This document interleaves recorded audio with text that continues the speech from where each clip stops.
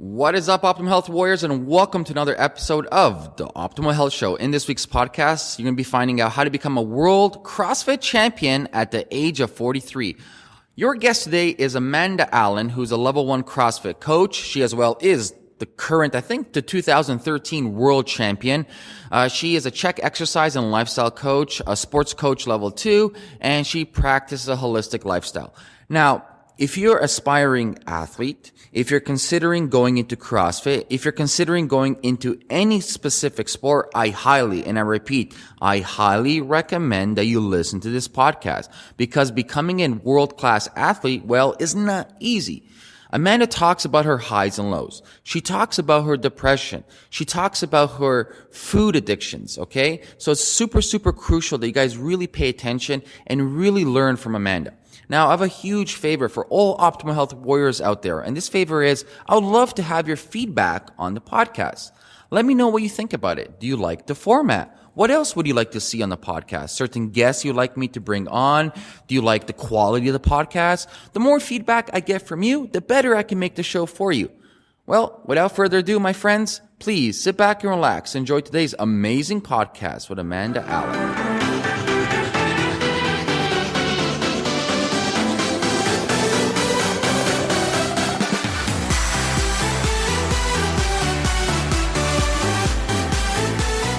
Hey, Amanda, welcome to the Optimal Health Show. How are you doing? I'm really good, thanks, Ameer. Thanks for having me. Well, thank you for being on. Why don't you quickly tell all the health warriors out there a little bit your background about you? Okay, so I'm Australian. I don't know if my accent's given that away yet. So quite an interesting background, a bit of licorice all sorts. I'm the current, working from now back, I'm the current 2014 Crossfit Games Masters Champion in my 40 to 44 age category.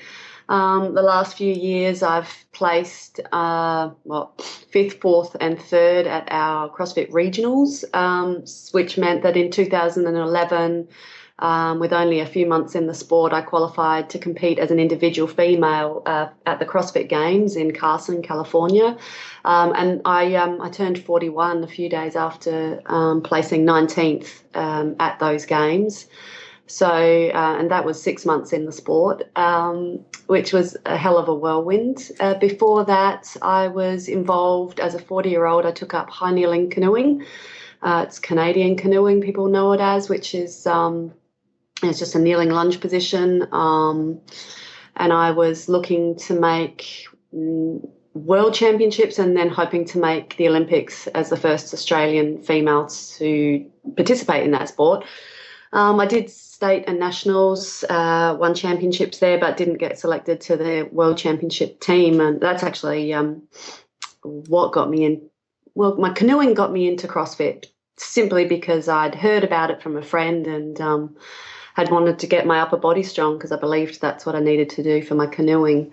And before that, I was heavily involved in cycling. I rode on a tandem bike with a blind cyclist.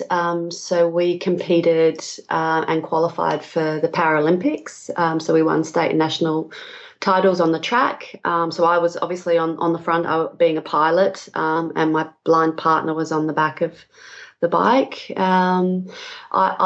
For personal reasons, I didn't end up going to the Paralympics to compete with her, unfortunately.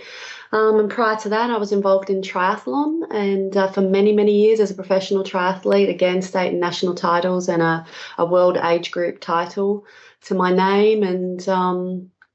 And before that, just odds and ends, always involved in sport at school. And but that was also, being involved in sport, I'm a natural and it makes me feel very, very good. But I also struggled with a lot of health issues and depression. And later I really struggled with alcohol. So I was, it's been a really, really interesting journey. And, all of those sports and all of those previous experiences have really laid the foundation for the success that I enjoy.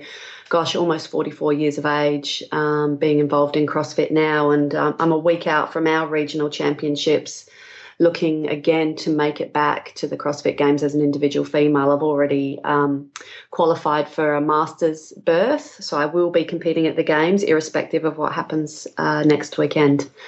That's amazing. You're a true sports junkie. You mentioned that you fell in hard times for a second with alcohol. Why is that? Yeah, why? I don't know why. It's unfortunate.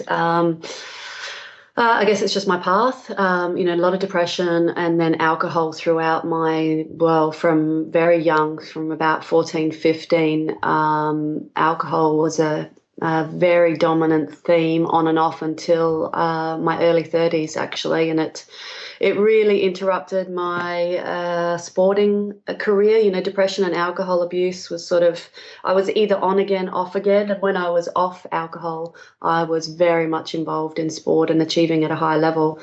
I don't know why. It's just been in my nature. It's just been that thing I've reached for. And, some people will reach for sugar and, gambling and other things. We're all human. And that was my coping mechanism. But it really brought me unstuck. But it also was a fairly brutal teacher, and it taught me how to get very, very well and never to. I think it taught me a lot of mental resilience, overcoming those demons. Yeah. Well, I would really love to know how you overcame those demons. Mm-hmm. It's been actually, I've just launched my first book, and it's about my CrossFit journey. It's called The Time of My Life, and I really go into this in quite a lot of depth. And, I always, as I struggled with these issues, I looked for one answer, like maybe it'll be in this book, maybe it'll be with this therapist. And I've been to every kind of therapist, known to man, the music therapists and art therapists and psychologists and psychiatrists and rebirthers and yoga therapists and shamans and, you name it. I really searched for the answers, and in books, I was voracious in my reading of self-help books and self-development and well-being and diet, and I underlined every book that I read to find that one answer. And years of that behavior, and then failing and trying again to get well. And it was just it was a very, very slow and gradual process, and every little thing that I did for the better part of 20 years contributed to me finally getting well. And I think the key to that is I never gave up. I thought I'd failed. I thought I'd given up many times, and I was suicidally depressed for many, many years. But thankfully I'm still here, and maybe those books and maybe those therapists and the things that I pursued, maybe they each gave me a glimmer of hope. And maybe all of those things that I thought were the one thing were enough to give me enough of a glimmer of a hope to continue to strive to be well. And that's all I've done. It's diet, it's been my lifestyle, it's been the people around me, it's been well, let's jump on the diet, because I went through almost 3 years of severe depression. I was heavy into drugs and alcohol for a very long time, almost until like 21, 22. And honestly, it wasn't until I transformed my diet and my mindset and like my environment that my life transformed. So correct. How important was diet in your transformation? It was, and it took a long time. Ultimately, I think, the sugar is a huge factor, sugar and gluten, to be honest. But sugar was probably the worst poison to me mentally and physically. And, even now I know if I have a tiny bit of sugar, just what it does to my motivation, to my mood. I can sense that shadow of depression that comes about from that white poison.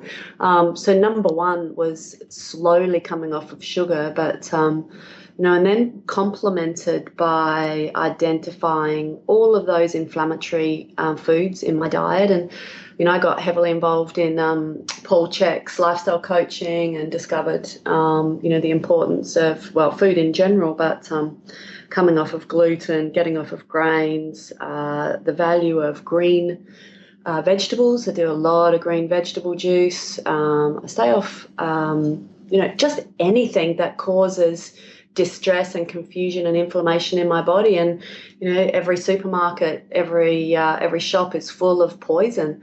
So I have a chemical maze book, and I basically only eat real food from Mother Nature, as it was intended, not heavily processed, without additives, without chemicals, without preservatives, without hormones. Did you notice that your performance, because obviously you've been competing your whole life, so when you started switching over to this, let's call it a whole foods diet, that your performance improved? Yeah.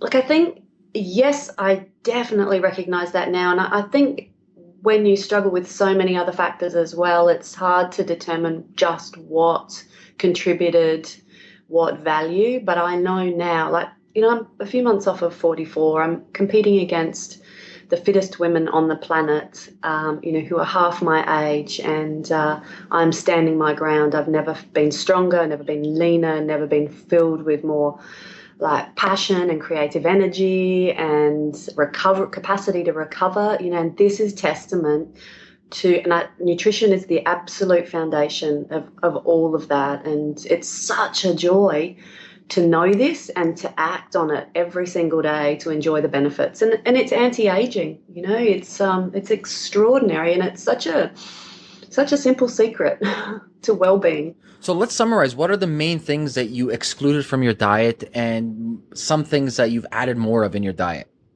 So I've added a lot more red meats. In fact, for a long while there, I was vegetarian, organic vegetarian, eating a lot of tofus and lentils and things. But so I reintroduced meat about 7 years ago. So I eat quite a lot of red meats, and I find that really works for me. So I've eliminated all grains, although I do eat a little bit of white rice. I've eliminated sugar entirely. Coffee went, but it's back again. Dairy's totally out. They're the basics right there. Gluten-free, dairy-free, sugar-free, and all natural. So no chemicals, no preservatives, no processed foods, no cheap fat. Obviously, CrossFit is a very intense sport. You're doing WODs almost every other day. You're pushing your body to the max. Central nervous system is getting pushed. Are you more or less on the low carb end of the whole whole foods paleo diet, or do you like to add carbs every day, or kind of cyclic carb loading? Yeah, look, I've toyed with that in my short CrossFit career, and what I've found now is I've reintroduced carbs shamelessly. And, I advise my clients as well that you just can't do this sort of training on a strict paleo diet. Our ancestors weren't doing CrossFit, so we are a little bit different to them. Take the principles, but then apply it to the modern day need. And so I'm a fan of sweet potato and white rice, and actually quite a bit of fruit. Now, people are very anti-fructose, but I find that predominantly bananas and blueberries work for me incredibly well. I'm a huge fan. I know I stay leaner and my energy is higher when I have adequate carbs, and that's about 1.2 grams per pound of body weight for me. And you're doing that on a day-to-day basis? You betcha. And I trust my body today. This is the most magnificent thing, is that I trust my body. When it tells me you need to go and eat, 2 bowls of rice and smash a steak, I listen to it because it knows it is far wiser than I am. And because I'm in such a state of mental, physical, and emotional well-being, I can trust it and just act on it. Yeah. Now, there's a lot of dilemma going on today with the whole CrossFit thing. There's a study that they're debating whether CrossFit is healthy for people, whether it may, back and forth, yes or no. What is your take on this CrossFit dilemma that it may be actually harmful for people? I don't see it. I haven't seen it in my own personal experience. I do not see it in my clients. I don't see it in the people around me. What I see is the exact opposite. And look, anything has its dark side, or anything can be taken to a negative place, but I see such incredible benefit, the community, the striving to overcome, the getting strong, the empowerment of women. This is what I love the most, that women who are getting strong and no longer being slaves to having to be skinny to be attractive. They're looking for performance. They're choosing to become strong, and becoming strong in body, it translates to becoming strong in mind and heart and soul. And I just see it as such an empowering activity. That's all I see with it. And look, there are always going to be people who judge and who will criticize. And look, I'm sure that's very healthy for us to judge and to criticize, but fairly. And, the next person's experience may not be positive, but, who knows what their motivations are, where they've come from, what they're doing, they're looking after themselves. And I take my recovery and honor my body. I take it all so very, very seriously. And, maybe people need to take a little more responsibility for looking after the nurturing of their bodies. Yeah, we can go out and work very, very hard, but unless you're complementing that with some wonderful nutrition and some, honored recovery practices, maybe there are some negative consequences. But there are too, so many other activities that people are involved in our modern day society. I don't think CrossFit's, the devil. Well, let's talk about this. Do you think people can do CrossFit every day, or should there be like a rest in between, like say Monday, Wednesday, Friday? Yeah, I think it's really important to recognize that there is no one formula for every single individual. What I do and the way I train is very different to what I would recommend to most people. And you have to look at my background, you have to look at my personality, and put together that package. So I train every day, and for many hours a day, and my goals are also probably different to the next person's. But if somebody's just come from not really any sporting background, but they want to get fit and strong, maybe 5 days, five classes a week, with a couple of days off of rest, and be really focused on getting your nutrition right and getting your recovery right and monitoring yourself. There's a lot of tools to make sure that you're recovering well, so you don't end up sick or end up injured or end up demotivated. Like, just take responsibility and recognize each and every one of us is uniquely different, and you must find the formula that works for you. I like that unique approach. Now, you just mentioned some tools. Can you give us a rundown of some tools that you use for recovery? Yeah, I use every morning. So for recovery, well, I monitor my heart rate. I monitor my, I'm just trialing this HRV monitoring system as well. So heart rate variance. So every morning I'll take both of those just as a tool to measure how my body's recovering. So if they're elevated, the idea is that I'll back off a little bit with my training. But what I tend to find is, because I manage my recovery so well, I am able to back up my training the way I want to. So I ensure I'm getting 8 to 9 hours sleep every night. And I've also structured my timetable now daily that I'll get back to bed to get a half an hour to an hour sleep in the middle of the day. I float, have a flotation tank session twice a week. That's awesome. I've been doing that for about 3 years. They call me their extreme floater at the float room. And I have 2 massages a week, and sometimes I'll have 3 floats and 3 massages. It just depends what I can fit in. And again, this has been a long time in the making. People say, well, I've got to work, I've got kids, I haven't got enough money. Like, I have arrangements with all of these people about how I afford it, and it works both ways. And it's taken a long time to establish the structure and the lifestyle that I have today, and I've worked for it. It didn't just drop into my lap. And I've established, what are my priorities, and I live them, and I work towards them every day.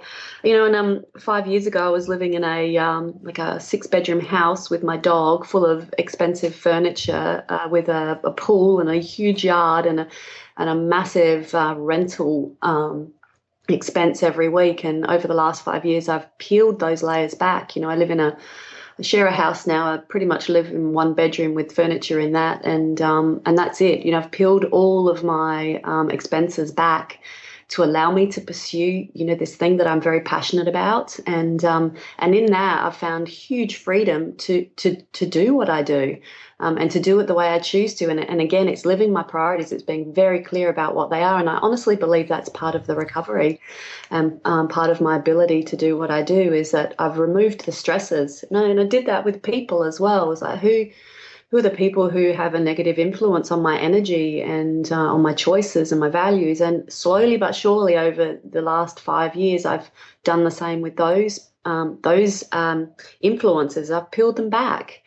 And it just allows me to have incredible energy to do what it is that I love doing. And also the opportunity to give that back. So I do a lot of writing. And as I said, I've just written my book.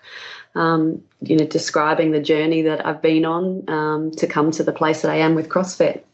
I love the fact you talk about priorities. It's funny. I had a client last year, a very, I won't name the name, but very high-end type of client. And I was talking to him. I'm like, listen, we got to go this approach. He's like, oh, Ameer, I think that's expensive. I'm like, what do you mean expensive? You have an $850 cell phone in your hand. The car you're driving outside is a BMW M5 that's valued at $150,000. Talk about priorities. Correct. That's right. And, I look at the expenses I had 5-6 years ago and what I have now, and it's that my freedom is right there, the freedom to choose to do what I do today. And it's powerful stuff. And it doesn't take much to recognize, how affluenza steals our freedom from us.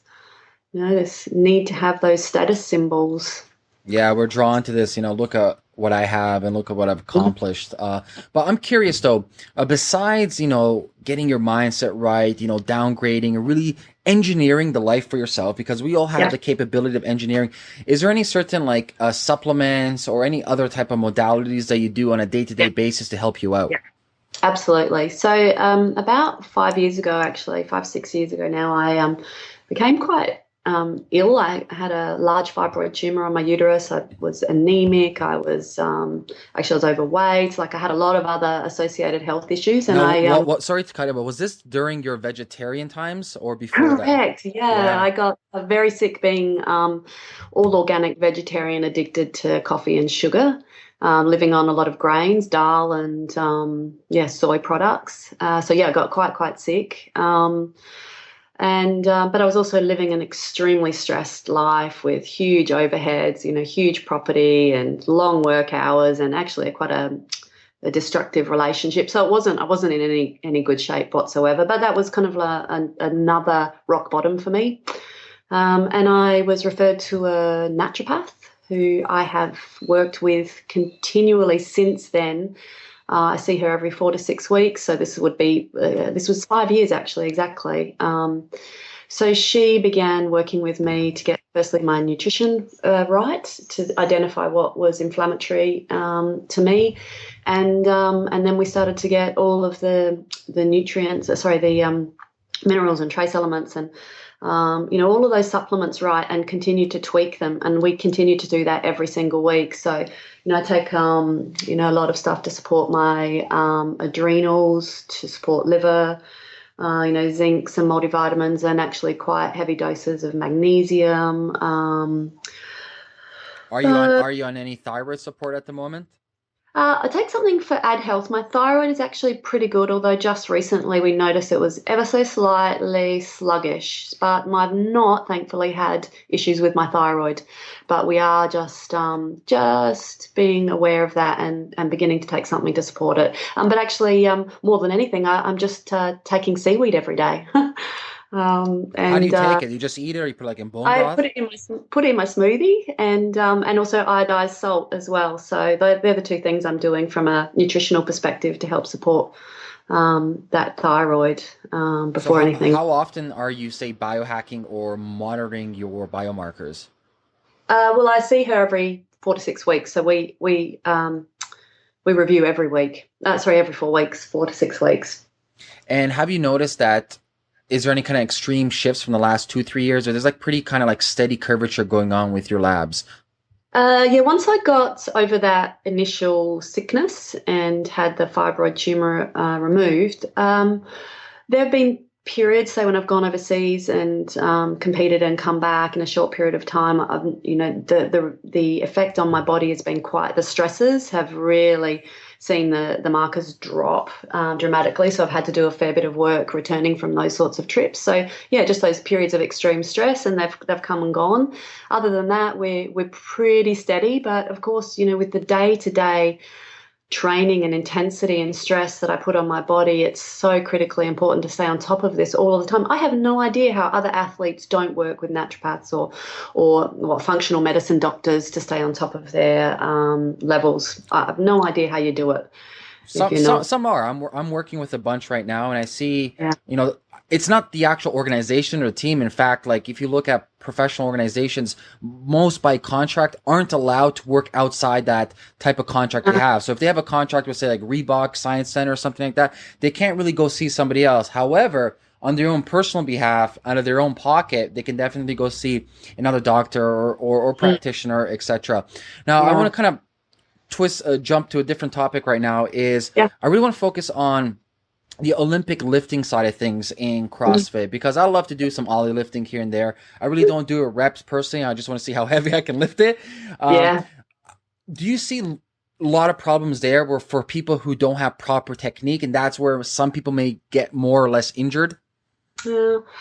Look, I think the beauty of CrossFit is that it exposes weaknesses, and a lot of people coming new to CrossFit will discover mobility issues, restrictions, particularly in the upper thoracic and shoulders and hips. And, it's such a fantastic opportunity to address those issues and get well. And, anyone who's running a decent CrossFit show is addressing and scaling and supporting their clients to move in a progressed manner through those issues, to work with them, and not to be overdoing anything before it's time. I train at a CrossFit box, CrossFit Adelaide, and it's very professional. It's very respectful. So that's been my experience of CrossFit, and the approach to Olympic lifting and people's restrictions is, it's done with a great deal of care and professionalism. That's my experience of CrossFit. It may not be the case everywhere. I mean, not every doctor is, the best doctor that you would want to go to. It's like a mechanic. You got good mechanics, you got bad mechanics. Yeah. A great example, exactly. Dodgy mechanics, fantastic mechanics, Integris. Right. How does I would really love to know, how does your everyday workout look, or your training look out from a day-to-day basis? Yeah, of course. I mean, it depends. It will change given the season.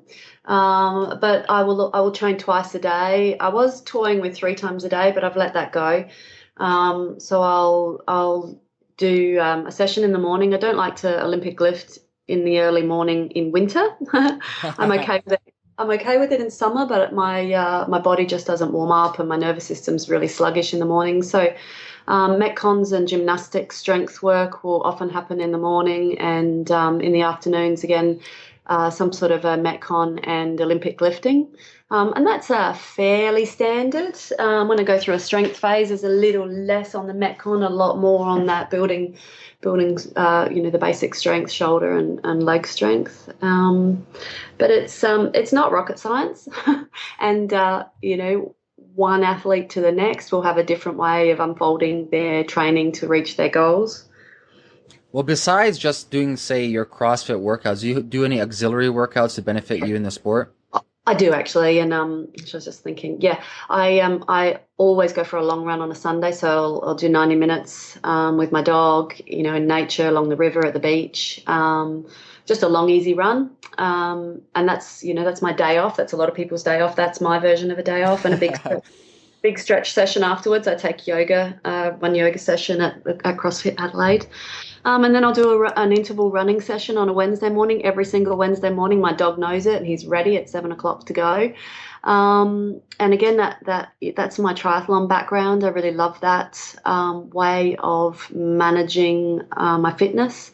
And I do a rowing and an airdyne interval session as well once a week, and I'll fit that in wherever it seems appropriate. I've got 3 interval sessions, which are just pure, running, riding or rowing, and a long run. And then on top of that is the strength work for gymnastics and Olympic lifting and the metcons. Do you ever practice, Ben Greenfield, I just had him on my show, and he was mentioning he sometimes practices nasal meditation during running. So he'll try his hardest to just breathe in from his nose, not his mouth. I used to. I did a lot of reading years ago about that nasal breathing, and I just can't get enough air in, period. And it ended up, I really toyed with it because I liked the idea of it, but I just couldn't get enough air in. I really couldn't, and I just abandoned it years ago. That's too hard for me. It reminds me, I used to do amateur boxing, and they had us for training during rounds. Like, it's mandatory to have your mouth guard in. And you're not allowed. Like, obviously in fighting, if you have your jaw open, you're getting knocked out. That's end of the story. Wow.